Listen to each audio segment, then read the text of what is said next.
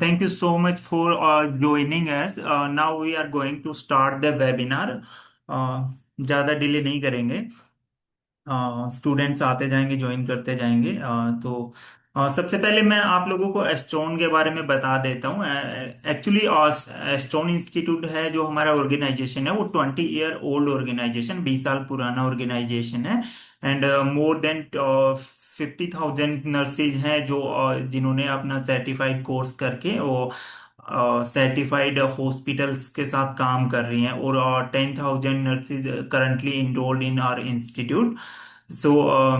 We are the skill partner of skill. We are the partner of Skills India, and our certificate is globally valid, and there is no need to renewal of the certificates. ठीक है। अभी मैं आज का जो session है वो webinar का वो रहेगा बायोमेडिकल वेस्ट मैनेजमेंट से रिलेटेड। सो अभी मैं हमारी होस्ट हैं उनके बारे में बता देता हूँ। Her name is Miss Snigdha Das, and she has completed her BSc Nursing and MSc Nursing from AIMS Bhubaneswar, and she has 1 year clinical experience in from AIMS Bhubaneswar. So, and she has the faculty. Currently, she has a faculty in Ashton Institute. Snigdha ma'am, kindly start the webinar session. ज़्यादा late नहीं करेंगे हम। आप start करिए।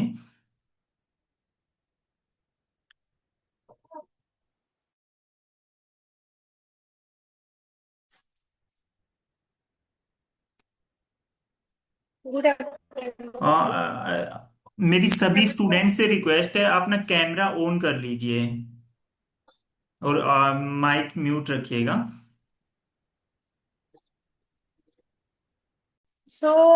Before going to the topic, let me begin with a small story. So, it is very interesting story. So, one fine morning in a hospital, a waste handler got a prick on his right hand when he was handling the waste bag. Okay, because the used needle that is discarded in the wrong bin. So we feel that it is our a small mistake, but it can change. It could have changed the anyone's life.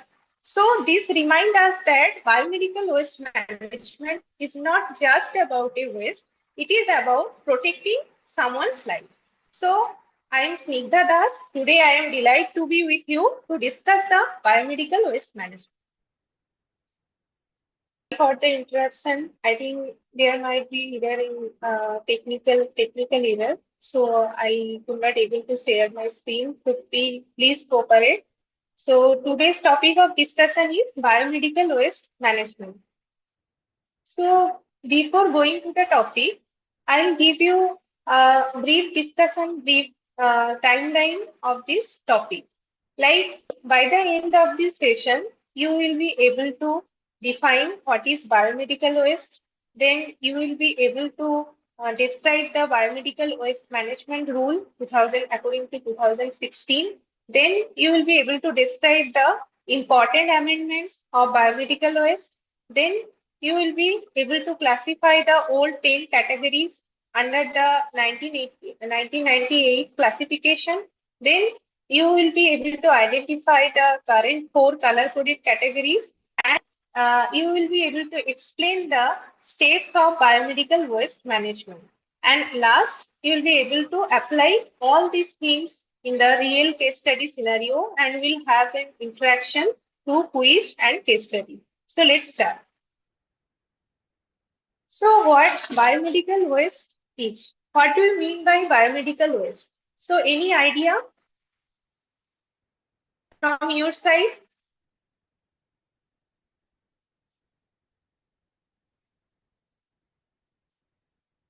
Hello. Do you have any idea about biomedical waste? If any Anyone? student can ask, please. Harshita, Archana, फिर कौन है? काजल, कांचन द्विवेदी, रिया Rana, Sarika, All of you, do you have any idea about biomedical waste? Say yes or no. Please unmute yourself.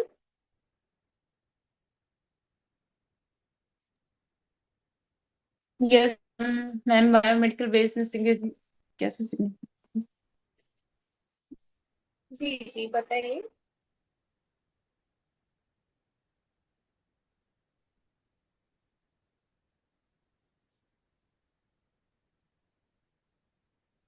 जी आप कुछ लिख के दिए हो. I think. Kajal, biomedical waste generate from the hospital. Okay. Okay, thank you.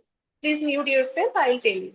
So you are partially correct. Yes, it is generated in the hospital, but during the healthcare activity, like diagnosis. What are the healthcare activity? Like diagnosis, treatment, immunization, research-related testing, and laboratory testing. Okay, so all these things are healthcare-related activity. So whenever the waste generated in the healthcare-related activity, we can say that it is the biomedical waste. So what could be the example?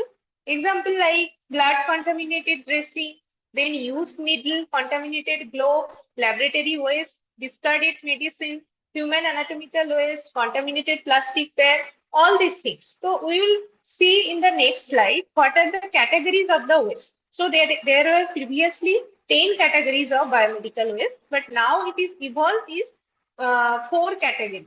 Okay. So here key message is biomedical waste we cannot Ma'am, treat all as a. infected hospital contaminated waste is the biomedical waste. Yes, yes, once more. I couldn't able to hear. Ma'am, all hospital contaminated infected waste, then biomedical waste segregation. जी जी जी जी वही मैं बता रही हूँ आपको कि hospital में जो भी चीजें जनरेट होता है ना during the health care related activity तो उसी को हम बोलेंगे बायोमेडिकल वेस्ट. ठीक है. Okay. Okay, ma'am. Yes, ma'am. जी जी. तो हेयर की मैसेज क्या है biomedical waste is not as ordinary municipal waste. Okay so municipal waste like you can know that municipal waste like cooking wastage and also the general waste. So you should not mix with biomedical waste with the municipal waste. Okay. And then biomedical waste rule that I discuss in the next slide. Okay. So biomedical waste rule should apply to everyone, not only in the hospital. So it should be applied to all the person who are involved in the biomedical waste management. So starting from who is generating, who is collecting, who is receiving, who is storing, who is transporting, who is treating, and who is disposing. Okay, so all the person is responsible for following the biomedical waste. So you should not think that the biomedical waste management rule should apply to only hospital. So it should be applied to everyone who is involved in the biomedical waste management process. Okay.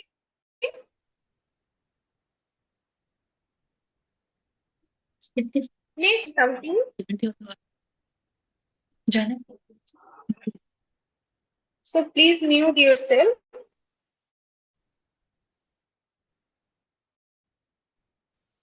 Kanchan Trivedi. I have one doubt clearing session that time you can. Okay. So now we'll see why biomedical waste management is important. Okay. So if biomedical waste is not managed properly, then what will happen? From your side, I want to know if we can't able to manage the biomedical waste properly, then what will happen?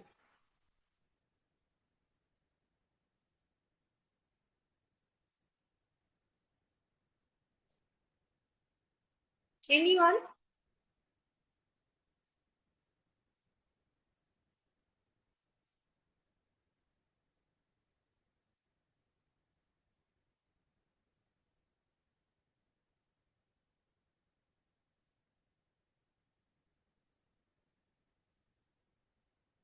No. Okay. Okay. I'll tell you.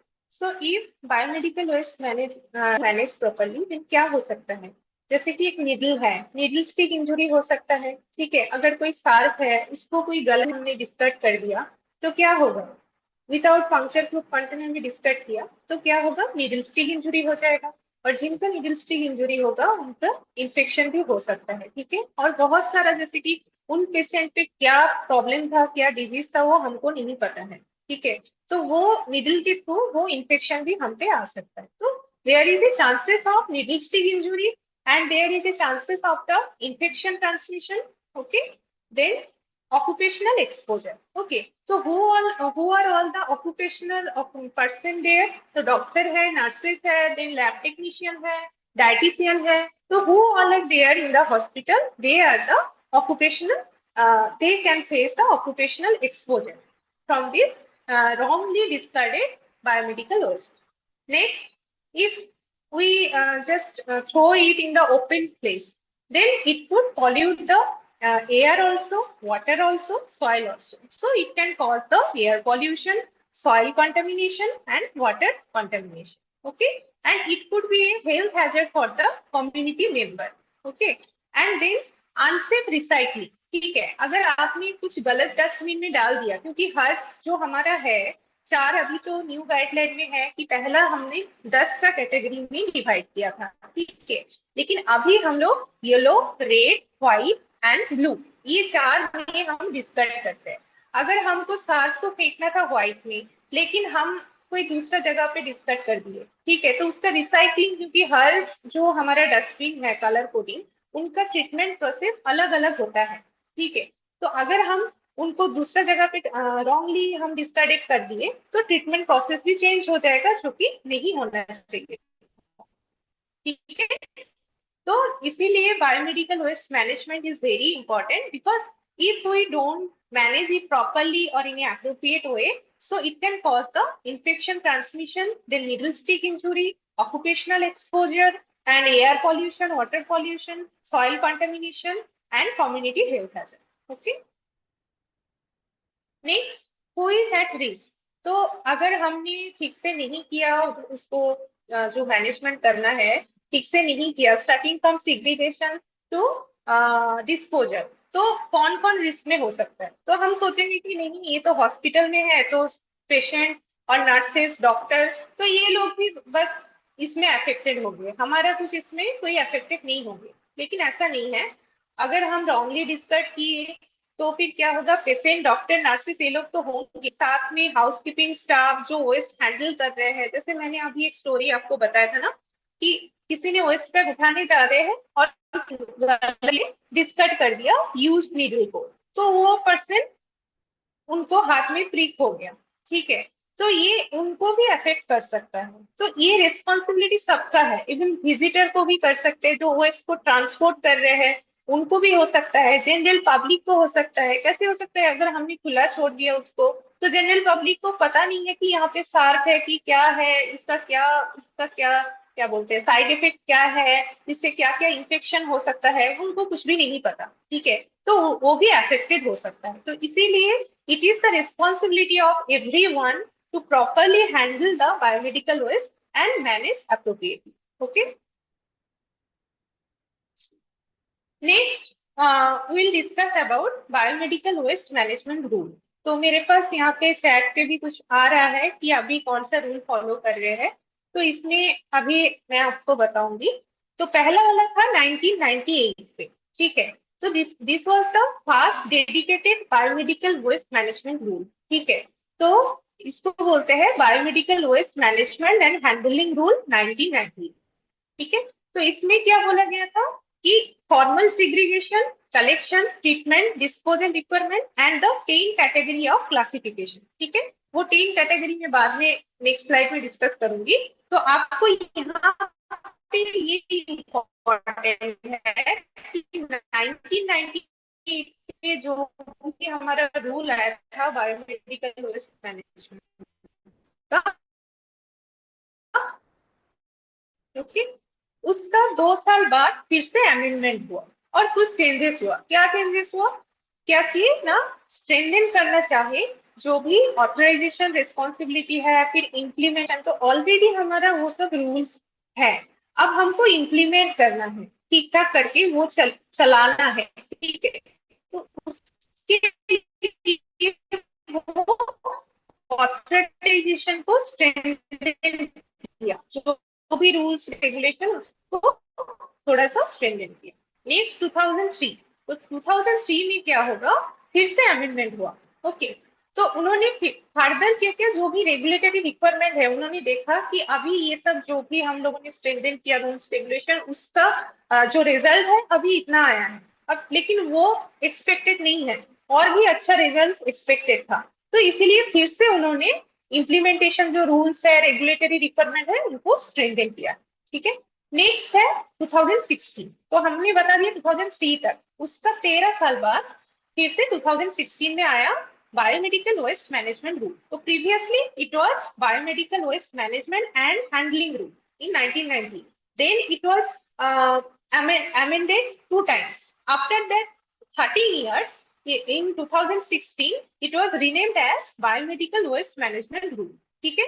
तो उधर पहला वाला हमारा जो 10 category था, उसमें ये changes होके 4 कलर कोडेड कैटेगरी आ, जैसे कि आप लोगों को पता है, येलो है, रेड है, व्हाइट है, ब्लू है, और ब्लैक जो है वो अलग है, वो जनरल वेस्ट के लिए यूज होता है।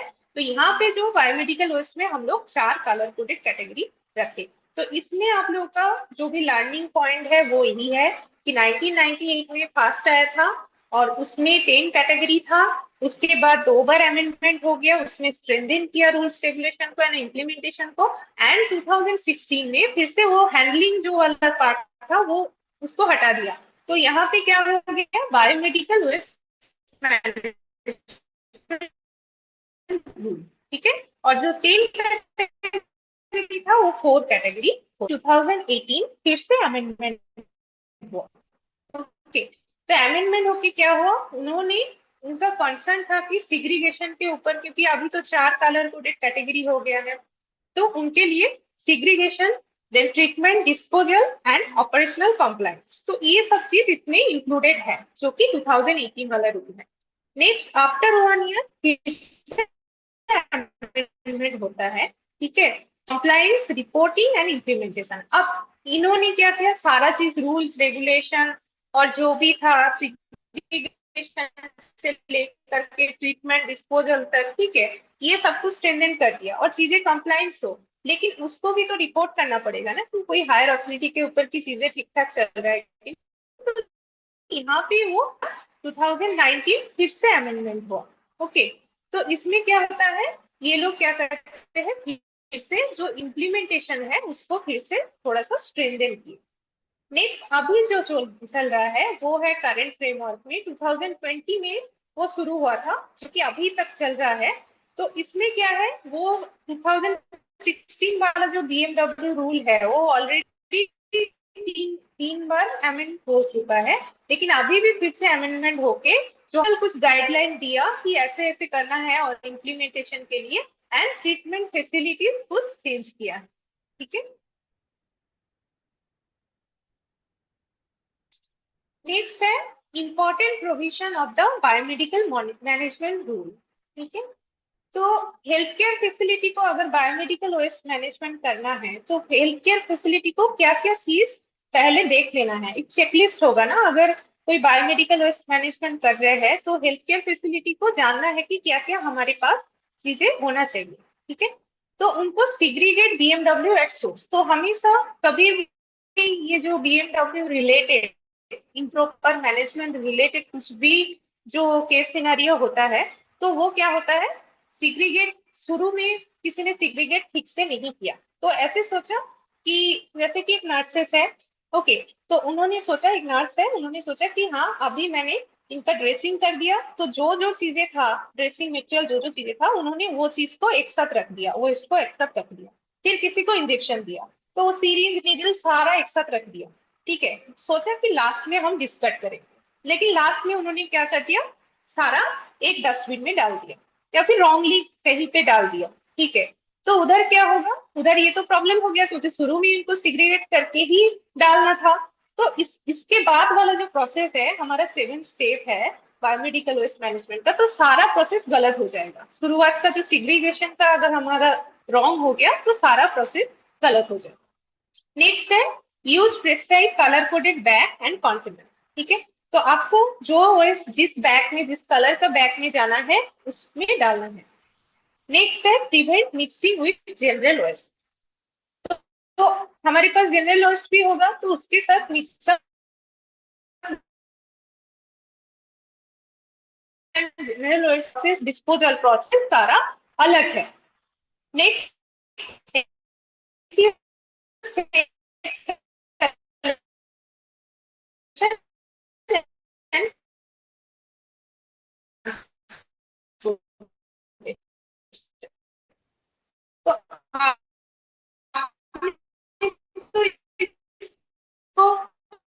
ठीक है, तो साथ को क्या करना है, जो भी कंटेनर है रिजिड, वो थोड़ा रिजिड होना चाहिए, कि ऐसा नहीं है कि बहुत ओपन हो जाए बहुत इजीली, ऐसा नहीं करना है, तो उसमें रखना है। और हमको क्या क्या अवॉइड करना है यहाँ पे, ओवर फिलिंग नहीं करना है, हाथ से मतलब ऐसे स्क्वीज करके कंप्रेस नहीं करना है, देन एक कैटेगरी के साथ दूसरा कैटेगरी को मिक्स नहीं करना है। और हम लोग क्या करते हैं, मैनुअली इसको इधर उधर करते हैं कि हाँ ये जो मिक्स हो गया है, कहीं पे अगर किसी ने गलत डाल दिया है कोई बीन पे, हम हाथ से उसको निकालने का कोशिश करते हैं, तो वो भी नहीं करना है।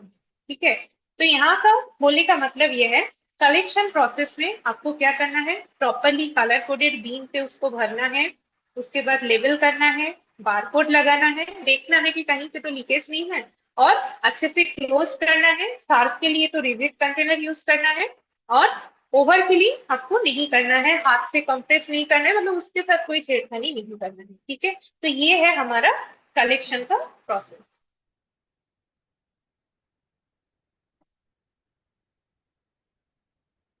आप लोगों में से कोई लोग मैसेज कर रहे हो कि पीपीटी इधर दिखाने के लिए, एक्चुअली यहाँ पे सिस्टम में कुछ एरर है, पीपीटी शेयर नहीं हो रहा है।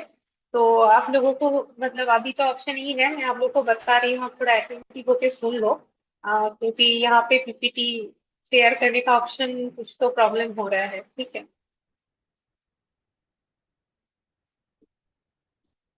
तो हमारा कलेक्शन हो गया। Then transportation. ओके, तो ट्रांसपोर्टेशन क्या है, इंटरनल ट्रांसपोर्टेशन क्या होता है, जहां पे हमारा वेस्ट जनरेट हो रहा है, ठीक है, तो उधर हम लोग क्या करेंगे, उधर से उठा के फिर हम लोग स्टोरिंग एरिया में ट्रांसपोर्ट करेंगे। ठीक है, तो वो कैसे करेंगे, उसके लिए तो कुछ चाहिए ना, हाथ से तो इतना सारा लेके नहीं जा सकते, तो उसके लिए हम लोग ट्रॉली यूज कर सकते हैं। देन वो थोड़ा सा कवर्ड और सिक्योर होना चाहिए, लीक प्रूफ होना चाहिए, और एप्रोप्रिएट रूट से करना है, और जो भी हमारा ट्रांसपोर्ट करेगा वो भी ट्रेंड होना चाहिए। नेक्स्ट है स्टोरेज। ठीक है, तो अभी ट्रांसपोर्ट करके हम लोग स्टोरिंग एरिया में आ गया है।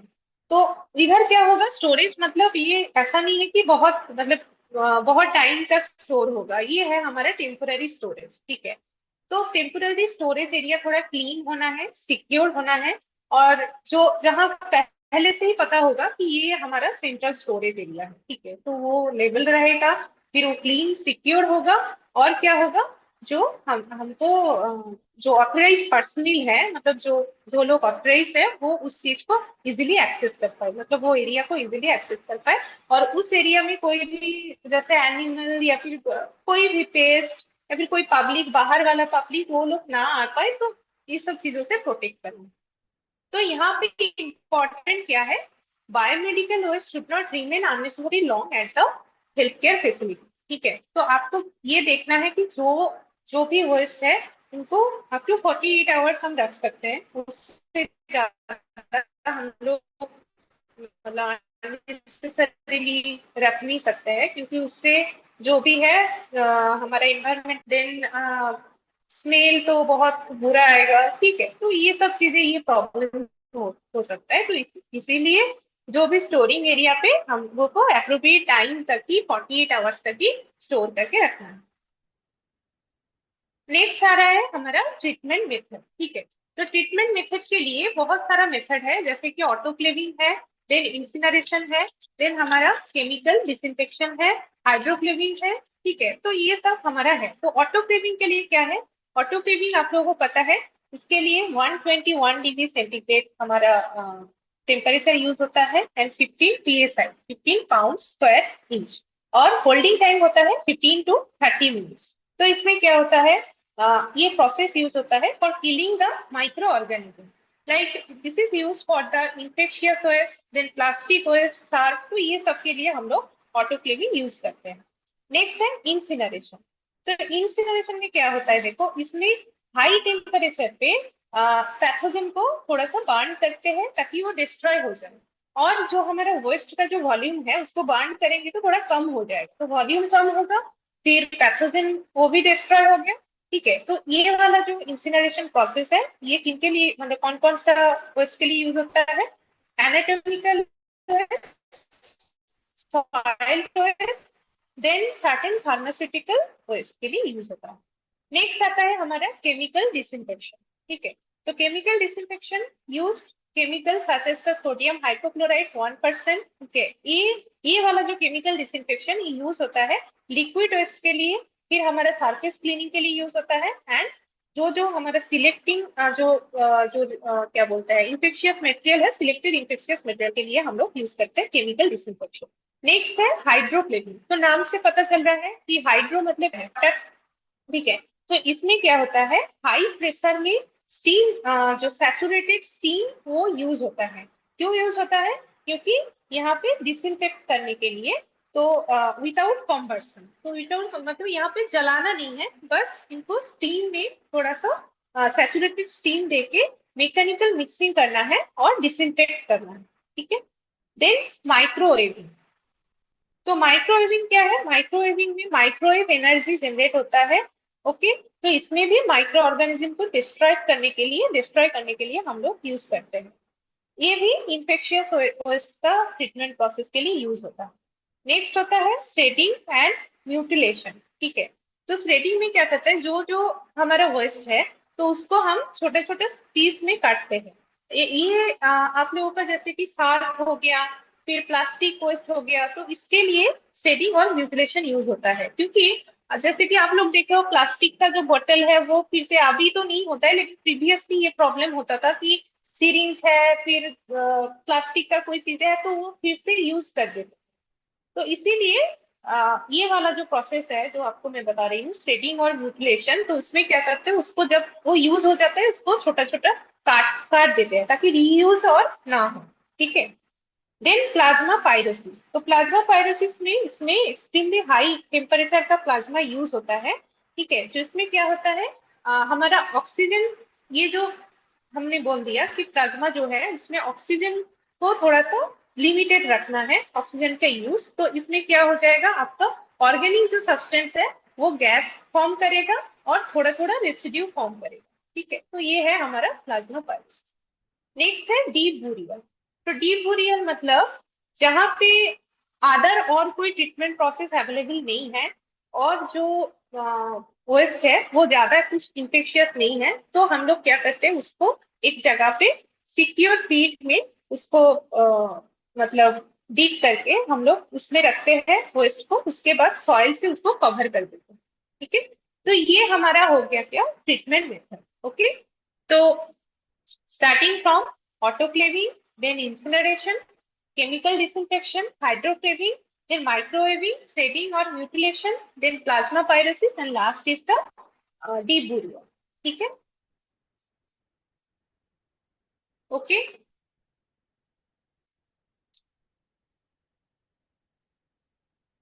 मैम हमें सर कुछ डाउट्स हैं, पूछ सकते हैं क्या? जी जी बोलिए।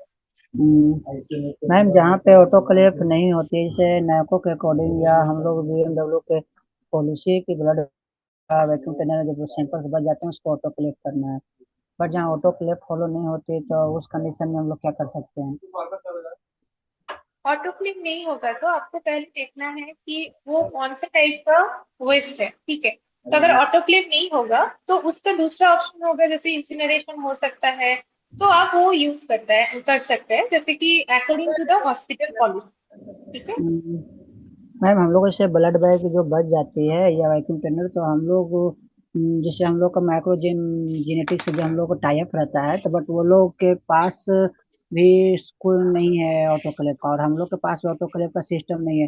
ब्लड बैंक में ब्लड बच जाती है या वैक्यूम ट्रेनर में ब्लड बच जी जाते हैं सैंपल, तो हम लोग उस कंडीशन में क्या करेंगे? क्योंकि ब्लड को हम लोग जैसे एसटीपी कि में तो वो डिलीट डिस्कार्ड नहीं कर सकते मैम, और नहीं जी हम लोग जी डायरेक्ट भेज सकते हैं, क्योंकि ब्लड ज्यादा कंटामिनेशन हो जाएगा अगर हम लोग डायरेक्ट डिस्कार्ड कर देते हैं, तो उस कंडीशन में हम लोग क्या करेंगे? जी जी जी। आपके पास मतलब आप बोल रहे हैं कि एक जगह पे जो ब्लड जाता है उसके लिए ऑटोक्लेविंग नहीं है, ऑटोक्लेविंग मशीन नहीं है। जी। यस तो मैम। अदर और क्या ऑप्शन अवेलेबल है उधर, आपको वो देखना है। तो मैम हम अदर चीज में हम लोग यही तो रिक्वायर्ड है मैम, क्योंकि हर एक हॉस्पिटल में ऑटोक्लेव से ज्यादातर पॉलिसी फॉलो कर रहे हैं सब लोग, बट छोटे हॉस्पिटल ऑर्गेनाइजेशन होते हैं जहाँ फेस करते हैं जो ऑटोक्लेव नहीं कर पाते हैं। तो उधर मतलब आपका जैसे कि हॉस्पिटल का कुछ तो पॉलिसी होगा, मतलब वो ऐसे तो डिस्कस नहीं कर सकते ना। नहीं मैम, हमने प्रीवियस हॉस्पिटल में ऑटोक्लेव का पॉलिसी था। न्यू ऑर्गेनाइजेशन में जी आए तो यहाँ पर ऑटोक्लेव नहीं हो रहा है। डायरेक्ट ये लोग क्या कर रहे हैं कि डिस्कार्ड करके बीएमडब्ल्यू को डिस्कार्ड करके, और वो लोग डायरेक्ट भेज दे रहे हैं वायोजेनेटिक के पास, और वायोजेनेटिक वाले भी वो लोग ऑटोक्लेव नहीं करके डायरेक्ट डिस्कार्ड कर दे जला दे रहे हैं। तो नहीं, वो ऐसा तो बिल्कुल नहीं होना चाहिए। और मैम पहले क्या था कि इसीलिए कुछ डाउट है, और दूसरा चीज़ है मैम, जो हम लोग को जैसे आईवी सेट में बहुत सारे मेडिसिन बच जाती है, तो हम जी लोग जी क्या करते थे कि डिस्कार्ड कर देते थे। बट कहीं प्लांट नहीं है, एसटी प्लांट नहीं है, तो उस कंडीशन में उस चीज को हम कहाँ डिस्कार्ड करेंगे? या हम लोग आईवी फ्लूइड को भरे हुए डिस्कार्ड कर देना रेड में, या उसे खोल के हमें फ्लश करना है? अगर फ्लश करेंगे तो हम लोग के पास एटीपी प्लांट नहीं है कि जिससे हम लोग उसे प्योर कर पाए में प्योरीफाई, क्या कर पाएंगे जी जी कंडीशन में? जी। एक्चुअली अगर आप उसको खोल के टच करेंगे तो वो तो प्रॉब्लम है। अगर आपके पास कोई ऑप्शन नहीं है तो फ्लूइड, मतलब जो भी फ्लूइड है उसको समेत आप डिस्कस कीजिए, और तो आपके पास कोई ऑप्शन नहीं है। ओके मैम, और ब्लड बैंक का क्या करना होगा मैम? ब्लड बैंक में अगर ब्लड बच जाती है तो उस कंडीशन में, और मैम जैसे हाँ हमें प्रीवियस में मैम जो बीएमडब्ल्यू का सिलेक्ट करने का था जो येलो में था, बट नाइको के अकॉर्डिंग दे दिया गया है कि पहले रेड में डिस्कार्ड ऑटो क्लेव करने के बाद हमें रेड में डिस्कार्ड करना है ब्लड बैंक को या वैक्यूम ट्रेनर को। तो ब्लड जी को जी निकालना नहीं है, बाहर डिस्कार्ड नहीं करना, नहीं ऑटो नहीं क्लेव करना, उसके बाद हमें डिस्कार्ड करना है। बट मैम जी येलो वाला तो बंद हो गया, बट अगर हमारे पास ब्लड रह जाती है तो क्या हम पुराना प्रोटोकॉल फॉलो कर सकते हैं, येलो में डिस्कार्ड कर सकते हैं ब्लड बैंक जी को? जी जी जी जी। एक्चुअली ये है कि हमारा जो भी जैसे कि प्लास्टिक वेस्ट है वो तो हमारा जाता है रेड में। रेड में जाती आप है। लोगों को पता है, हाँ हाँ। और अगर कुछ फ्लूइड होगा वो जाएगा येलो में। लेकिन हाँ। अगर आपको ब्लड अगर बच जाता है, आपके पास कोई ऑप्शन नहीं है ऑटोक्लेविंग का, तो उसको खोल के फिर येलो में डिस्कट करेंगे। फिर ब्लड ब्लड बैग को क्या बोलते हैं, रेड में डिस्कट करेंगे, तो ऐसा नहीं होता है। तो आप वो पूरा चीज को येलो में डिस्कट करेंगे। ओके, क्योंकि मैम यहाँ पे हमने देखा है कि ऐसा फॉलो मतलब यहाँ पे नहीं ऑटो क्लेव का कोई प्रोटोकॉल हो रही है, और प्रीवियस हमने जी ऑटो जी क्लेव का हमने काम किया, प्लस स्टडी भी किया है, नेको के अकॉर्डिंग हो रहा था। और यहाँ पर फिलहाल में एनएबीएच का असेसमेंट भी है, तो इसीलिए हमें कंफर्म होना था कि इस कंडीशन में हम लोग क्या कर सकते हैं। जी जी। असेसर लोग तो क्वेश्चन पूछते ही नहीं है। हाँ ठीक है, तो आप वो पूरा चीज को येलो में डिस्कस कर सकते ओके मैम, और मैं वैक्यूम टेनर को भी, वैक्यूम टेनर को क्या येलो में डिस्कार्ड करना है कि वो डी रेड में जा सकता है? जैसे वैक्यूम टेनर सैंपल हमने लेते हैं 5 ml, तो 5 ml अगर किसी रिक्वायर्ड हिमोलाइज हो जाता है तो बच जाती है, तो उस कंडीशन में उस हैं। सैंपल को क्या करना होगा? येलो में डिस्कार्ड करना होगा कि रेड में? ये आप बोल रहे हैं जो वैक्यूम क्लीनर है उसमें ब्लड बच गया है, हाँ। राइट? Yes ma'am. ठीक है ठीक है। तो आपको ये है कि अलग करके ब्लड को नहीं निकालना है, तो ब्लड समेत उसको येलो में डिस्कस करेंगे।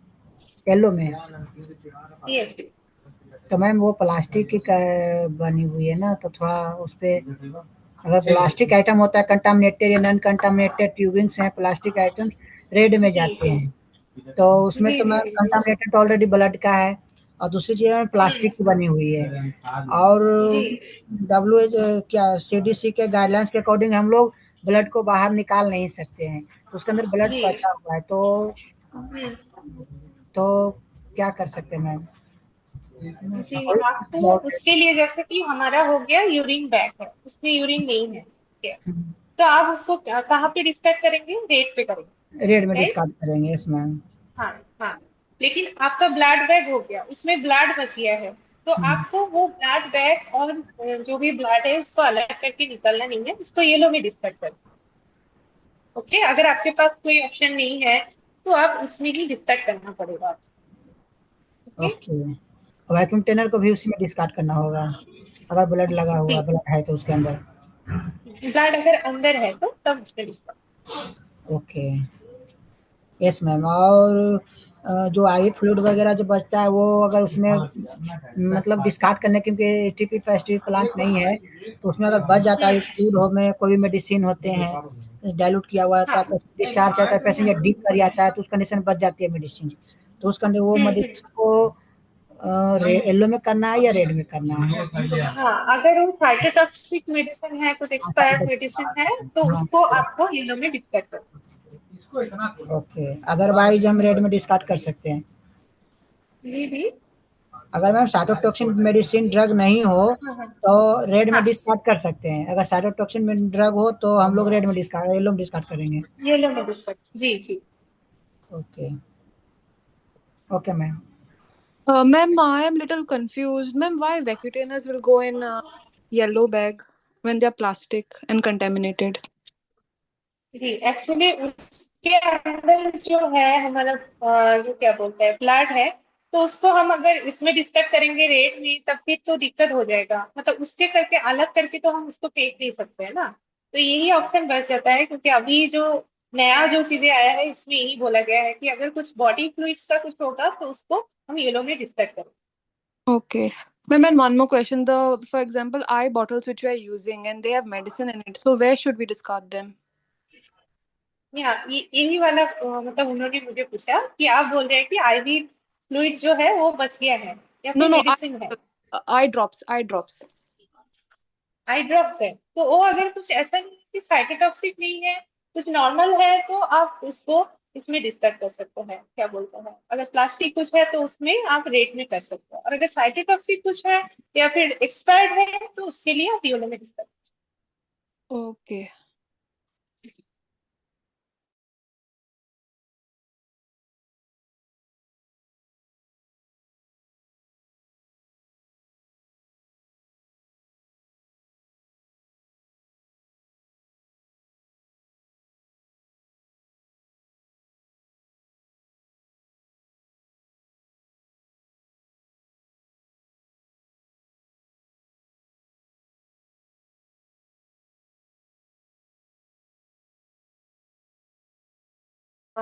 योलो में डिस्कस करें।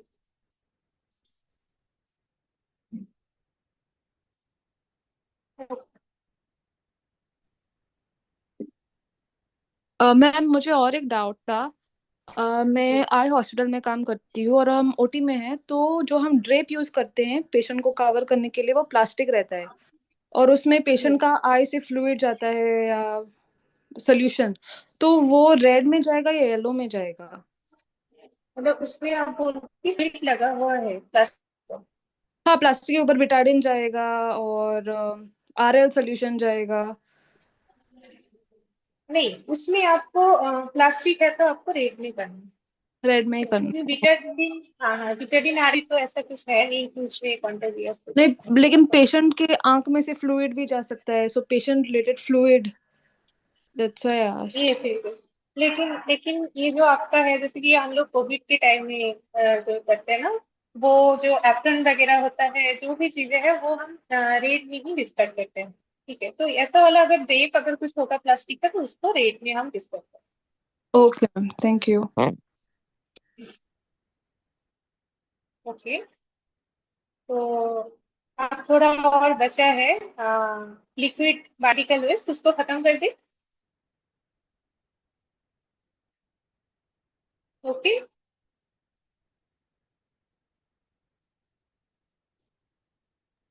हाँ स्टूडेंट्स, किसी का कोई क्वेश्चन है तो अभी आप पूछ सकते हो मैम से, नहीं तो फिर सेशन फिनिश कर रहे हैं।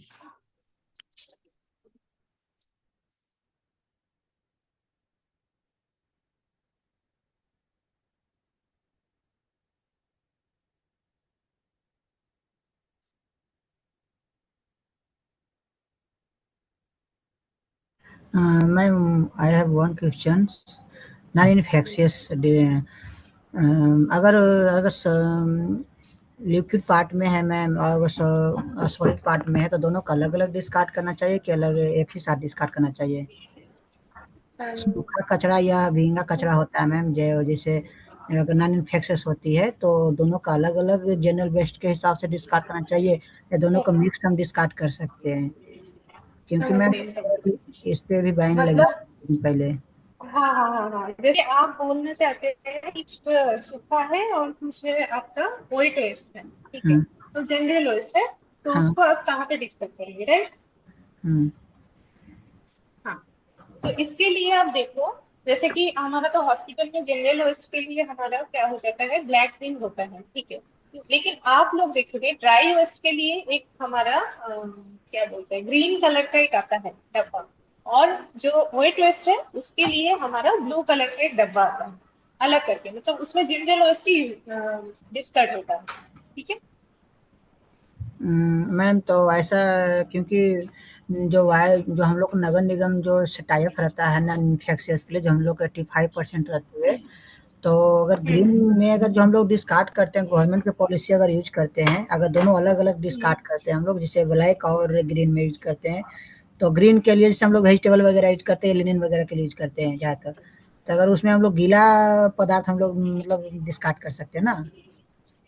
नहीं, उसके लिए और एक होता है ब्लू करके। ब्लू तो मैम, ब्लू के लिए तो मेटेलिक आता है या बॉडी प्लांट वगैरह होता है या अनपुल ब्रोकन अनब्रोकन जो जाती है वो नहीं, वो वाला नहीं है, वो वाला ब्लू नहीं है आपका, जैसे वो वाला जो ब्लू है उसमें मैंने बोल दिया कि मेटलिक वेस्ट होता है और इंक्लेन होता है, ठीक है। लेकिन ये जो हमारा जो ब्लैक कलर का है उसको कोई कहीं कहीं जगह पे उसको अलग अलग करके रखते हैं। एक हमारा ब्लू होता है, आप लोग ऐसे पब्लिक प्लेस में भी देखे हो, यस एक मैम ब्लू हमें होगा देखा और है। एक है, हाँ हाँ, तो वैसे जहाँ पे होगा आपको उधर ब्लू में उस वाला ब्लू आपको करना है। ये वाला तो एम्प्यूल और जो हमारा क्या बोलते हैं इम्प्लांट के लिए है वो अलग ब्लू है, ये अलग है। Okay, okay ma'am, thank you. Ma'am expire medicine क्या हम लोग ब्लू में फेंक सकते हैं? नहीं नहीं नहीं, एक्सपायर्ड मेडिसिन येलो में थे। Okay ma'am. Ma'am, blue bin is used for the glasswares, no? Yes yes, glassware and विटली। Okay, thank you. और मैम ब्लड का जो ब्लड खत्म हो जाता है उस ब्लड ब्लड बैग को किसमें किसमें फेंकूं? हाँ, ब्लड जब खत्म हो जाते हैं, सॉरी, ब्लड जब मतलब उसमें ब्लड है कि नहीं है, ब्लड है। ब्लड बैग जो होता है ना, ब्लड चलने जाने के बाद एफएफपी का जो हाँ बैग हाँ, होता है उसको मतलब किसमें उसमें ब्लड सारा चला गया है, ओनली बैग बचा हुआ है, राइट? फेंकूं? हाँ। हाँ हाँ, तो उसको आपको रेट ही करना है। Okay ma'am, thank you. Ma'am अगर हम रेड में डिस्कार्ड करते हैं, बट पॉलिसी तो नाको के अकॉर्डिंग अगर उसमें ब्लड हो या इम्पटी हो तो उसको विदाउट ऑटो क्लेव किए हुए हम लोग रेड में डिस्कार्ड नहीं कर सकते हैं। पहले हमें डिस्कार्ड कर मतलब ऑटो क्लेव करना है, देन आफ्टर हमें रेड में डिस्कार्ड करना है। जी, ऑटो क्लिविंग का ऑप्शन होगा तो आपको ऑटो क्लिविंग करके उसके बाद करना है। Yes ma'am, thank you ma'am.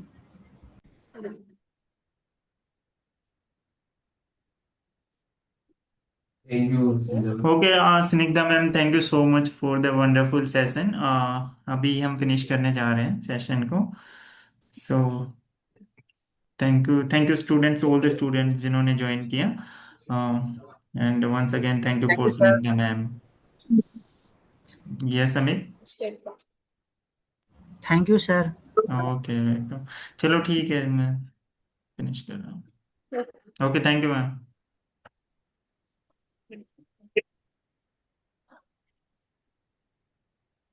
तो आप क्या किए आपने,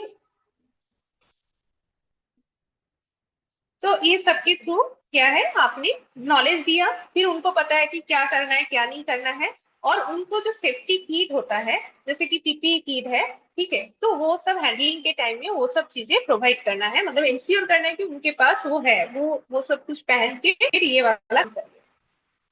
नेक्स्ट है follow authorization requirement applicable under the rules. तो जो बायोमेडिकल वेस्ट मैनेजमेंट रूल है वो सब उनको फॉलो करना। तो यहाँ पे मेन की प्रिंसिपल ये है, द ऑक्युपायर और generator is responsible for proper segregation and handling over the segregated OS to the authorised treatment system. ठीक है, तो जो यहाँ पे ये ओएस को जनरेट कर रहे हैं तो वो उनको प्रॉपरली सिग्रीगेट करना है, मतलब डिफरेंशिएट करना है और उनको कलर कोडिंग बीन में डालना है। उसके बाद जो नेक्स्ट पर्सन है, मतलब नेक्स्ट ऑथराइज्ड पर्सन है, वो कौन है, कलेक्टर है, तो उनको सेफली हैंड ओवर करना है। ठीक है, नेक्स्ट हम लोग आएंगे 10 categories of biomedical waste management. तो बायोमेडिकल वेस्ट जो कि हमारा 1998 वाला जो रूल था उसमें था। तो पहला कैटेगरी क्या था, ह्यूमन एनाटॉमिकल वेस्ट। इसमें क्या क्या आता है, टिश्यूज आता है, ऑर्गेन्स आता है, हमारा जो कोई बॉडी पार्ट्स है वो आता है ह्यूमन एनाटॉमिकल वेस्ट। नेक्स्ट है एनिमल वेस्ट। एनिमल वेस्ट में एनिमल टिश्यू, कार्कसीज मतलब डेड बॉडी, ये सब चीजें आ जाता है।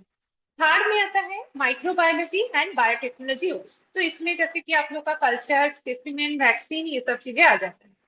नेक्स्ट है वेस्ट सार। तो सार तो आप लोग को पता होगा, नीडल, सिरिंज, ब्लेड, तो जो सब भी सार आइटम यूज होता है हॉस्पिटल में वो वेस्ट सार पे आता है। नेक्स्ट है discarded medicine and cytotoxic medicine. तो कोई भी मेडिसिन एक्सपायर हो गया है या फिर वो साइटोटॉक्सिक है, हमारा हार्मफुल है, ठीक है, तो ये सब 5 नंबर कैटेगरी जो कि discarded medicine and cytotoxic drug पे। नेक्स्ट है सॉइल वेस्ट। सॉइल वेस्ट में कॉटन, ड्रेसिंग, प्लास्टर कास्ट, ये सब आ जाता है।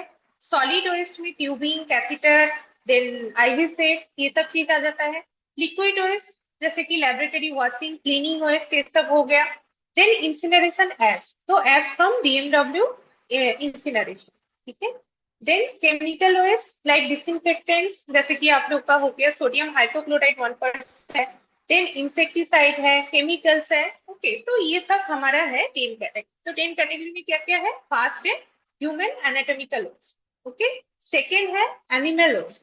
थर्ड क्या है, माइक्रोबायोलॉजी एंड बायोटेक्नोलॉजी। फोर्थ है हमारा सार्क वेस्ट एंड फिफ्थ में discarded and cytotoxic medicine. Six क्या है, soil waste. Seven solid waste. Eight है लिक्विड वेस्ट एंड नाइन है इंसिनरेशन एश एंड 10th है केमिकल वेस्ट, ओके। तो ये हमारा ओवरऑल 10 कैटेगरी था। तो अभी जो 2016 में जो अलग हुआ है वो है 4 कलर कोडेड बीन कर दिया है, तो उसी के हिसाब से क्या क्या होगा हम देखेंगे। तो इसमें क्या, क्यों ये 10 से लेकर के 4 क्यों कर दिया, 10 तो था अभी तो कुछ प्रॉब्लम नहीं था, 4 क्यों हो गया, क्योंकि जो पहला वाला जो प्रोसेस था वो थोड़ा डिफिकल्ट था, उसमें सिग्रीगेट करना, कलेक्ट करना, ट्रीटमेंट करना, तो उसमें थोड़ा डिफिकल्टी था। तो अभी ये सिंपलर है, तो इसीलिए वो 10 से लेकर के अभी 4 कर दिया है, ठीक है, ओके। अंडरस्टैंडिंग और नॉट, कोई एक अनम्यूट करके बोलो, अभी तक कुछ डाउट है किसी को? No, ma'am. Hello. So now we'll see about current biomedical waste color coding table, ठीक है। तो आप लोग को तो पीपीटी नहीं दिख रहा है बट मैं आप लोगों को बता रही हूँ। जैसे कि येलो है, ठीक है, तो येलो बैग में क्या जाएगा, जैसे हमारा एनाटॉमिकल वेस्ट हो गया। एनाटॉमिकल वेस्ट क्या है, जैसे हमारा टिश्यू, ऑर्गन, बॉडी पार्ट्स, ये सब। फिर सॉइल वेस्ट जैसे कि ड्रेसिंग है, ठीक है, ब्लड कंटेमिनेटेड ड्रेसिंग, गॉज, ये सब हमारा सॉइल वेस्ट में चला जाएगा। और फार्मास्यूटिकल एंड लैब वेस्ट जैसे कि एक्सपायर्ड मेडिसिन, ये सब चीज हमारा जाएगा येलो, ठीक है। तो इसका ट्रीटमेंट प्रोसेस क्या होगा, हम लोग इंसिनरेशन कर सकते हैं, प्लाज्मा पायरोसिस कर सकते हैं, और जहाँ पे हम मतलब परमिशन होगा उधर डीप बुरियल कर सकते हैं। तो ये सारा जो प्रोसेस है हम लोग नेक्स्ट ट्रीटमेंट में पढ़ेंगे, ठीक है। अभी आप लोग याद रखो कि येलो के लिए हमारा जो anatomical waste, soil waste, then pharmaceutical and lab waste, ये सब जो वेस्ट है वो येलो बिन में जाता है। और उनके लिए ट्रीटमेंट होता है क्या, incineration, plasma pyrolysis and then autoclaving and microwave, okay. Next है रेट। तो रेट में हम लोग को पता होगा कॉन्टेमिनेटेड जो रिसाइक्लेबल प्लास्टिक है, तो जैसे कि IV set, tubing, catheter, gloves, तो ये सब रेट में चला जाता है। तो इसका ट्रीटमेंट प्रोसेस होता है autoclaving, microwaving, then mutilate and authorize recycling इसमें होता है। नेक्स्ट है व्हाइट। व्हाइट तो सार्प के लिए यूज होता है, जैसे कि नीडल, ब्लेड, स्कैल्पेल, ठीक है, तो ये सब चीज व्हाइट में आ जाता है। उसके लिए हम लोग स्टेरिलाइजेशन करेंगे, फिर इनकैप्सुलेशन करेंगे, उसके बाद ऑथराइज डिस्पोजल करेंगे। नेक्स्ट है ब्लू। ब्लू किसके लिए है? Glassware and metallic implants like vial, ampoule, contaminated glass और कोई भी मेटलिक इम्प्लांट होगा तो डिस्कार्ड होगा ब्लू में। तो इसका ट्रीटमेंट प्रोसेस क्या होगा? डिसइंफेक्शन और स्टेरिलाइजेशन कर सकते हैं, then recycling, recovery to the authorised use. Okay, तो these are the current 4 color coded system of the OS management. Now we will see the biomedical waste management step. Okay, so first step is the segregation. Segregation कहाँ पे होता है? At the point of generation. तो जहाँ पे वो biomedical waste generate हो रहा है ना, तो उधर ही हम क्या करेंगे, उसको अलग कर देंगे ताकि बाद में बहुत ज्यादा ना हो जाए और फिर हम लोग साथ में कहीं पे डिस्कट कर दिया, फिर रॉन्गली डिस्कट करने का चांसेस होता है, क्योंकि हॉस्पिटल में वर्कलोड ज्यादा होता है। तो हमको जब भी वो मतलब जनरेट होगा उसको सिग्रीगेट कर देना, फिर वो बिन में डाल देना है, जिसके लिए जो स्पेसिफिक बिन। ठीक है, नेक्स्ट है प्री ट्रीटमेंट। तो प्री ट्रीटमेंट हर जो भी है क्या बोलते हैं, जो भी वेस्ट है, और हर वेस्ट के लिए प्री ट्रीटमेंट का जरूरत नहीं होता है। कुछ पर्टिकुलर वेस्ट है, जैसे कि इन्फेक्शियस वेस्ट है, फिर कुछ हमारा ड्रग है, तो उसके लिए हम लोग प्री ट्रीटमेंट करते हैं। अगर ये प्री ट्रीटमेंट जरूरी नहीं है कोई कोई वेस्ट के लिए, तो हम लोग डायरेक्ट कलेक्शन पे आ जाएंगे। कलेक्शन है third step. Okay, then collection के बाद ट्रांसपोर्टेशन। तो जहां पे जनरेट हो रहा है उधर से लेकर के हमको स्टोरिंग एरिया तक जाने के लिए बीच वाला प्रोसेस है ट्रांसपोर्ट। ठीक है, तो प्रॉपर ट्रांसपोर्टेशन करना है। नेक्स्ट है स्टोरेज। उसके बाद है स्टोर करके हमको ट्रीटमेंट करना है उसका। देन लास्ट वाला स्टेप है फाइनल डिस्पोजल। ओके, तो here are 7 step are there. First is segregation, then pre-treatment where specifically required, then collection, then transportation, then storage, treatment, and last is disposal. Okay.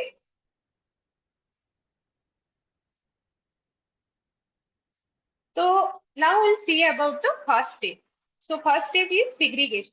ठीक है, तो segregation is the first step of the biomedical waste management and it is very important because अगर ये वाला अगर हमारा गलत हो जाएगा तो पूरा प्रोसेस गलत हो जाएगा। ठीक है, तो हम क्या करेंगे, जैसे कि ओपीडी में वेस्ट जनरेट हो सकता है, IPD, laboratory, dressing room, OT, तो हर जगह पे, हॉस्पिटल का हर जगह पे हो सकता है। तो जहां पे भी होगा हम लोग at the point of generation हम उसको सिग्निफिकेट करेंगे। तो हमको यहाँ पे क्या क्या नहीं करना है, सब जितना भी वेस्ट है तो सब सब कुछ क्या है, एक साथ मिक्स नहीं करना है। ठीक है, then segregate later at central storage. ठीक, उसके बाद सिग्रीगेट करके क्या है, सेंट्रल स्टोरेज के मतलब जहाँ पे स्टोरेज होगा उधर भेजना है, क्योंकि सिग्रीगेट हो जाएगा उसके बाद क्या होगा, कलेक्ट करने आएगा, फिर ट्रांसपोर्ट करेगा, फिर सेंट्रल स्टोरेज पे लेकर के जाएगा। ठीक है, then put sharp in ordinary bag. तो ये नहीं करना है कि आप अगर सार्क को ऑर्डिनरी बैग पे रख दिया, पंक्चर प्रूफ कंटेनर नहीं यूज किया, तो इसमें दिक्कत है। तो यहाँ का